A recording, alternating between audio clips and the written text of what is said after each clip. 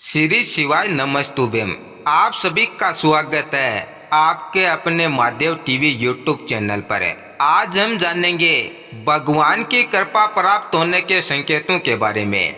मनुष्य का जीवन अनेक उतार चढ़ावों से भरा होता है। जब जीवन में सब कुछ सुचारू रूप से चल रहा हो, मन प्रसन्न हो और बिना प्रयास के भी अच्छे परिणाम मिलने लगे, तब अक्सर लोग इसे भगवान की कृपा मानते हैं। वास्तव में जब ईश्वर की कृपा किसी पर होती है तो उसके जीवन में कई सकारात्मक परिवर्तन दिखाई देने लगते हैं। तो आइए जानते हैं कि भगवान की कृपा प्राप्त होने के कुछ मुख्य संकेत कौन कौन से हैं। पहला संकेत, मन में शांति और संतोष की अनुभूति। जब व्यक्ति के भीतर बिना किसी बाहरी कारण के शांति और संतोष बना रहता है, तब यह भगवान की कृपा का प्रथम संकेत माना जा सकता है। ऐसा व्यक्ति हर परिस्थिति में स्थिर मन वाला होता है और किसी भी प्रकार के लोभ, क्रोध या ईर्ष्या से दूर रहता है। अगला संकेत, आत्मिक विकास और आध्यात्मिक झुकाव।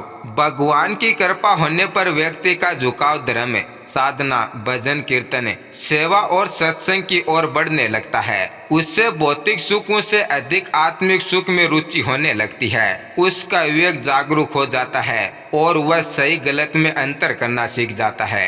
अगला संकेत, संकटों से सहज मुक्ति। जब ईश्वर की कृपा होती है तो जीवन में आने वाले बड़े संकट भी बिना अधिक कष्ट के निकल जाते हैं। कई बार ऐसे चमत्कारी घटनाएं घटती हैं जो व्यक्ति को बड़ा नुकसान होने से बचा लेती हैं। अगला संकेत, उचित मार्गदर्शन की प्राप्ति। ऐसे समय में व्यक्ति को अच्छे गुरु, मार्गदर्शक या सच्चे मित्र मिलते हैं जो उसके जीवन को सही दिशा में ले जाते हैं। वह गलत संगति से बच जाता है और सही लोगों के संपर्क में आता है। अगला संकेत, सहज सफलता।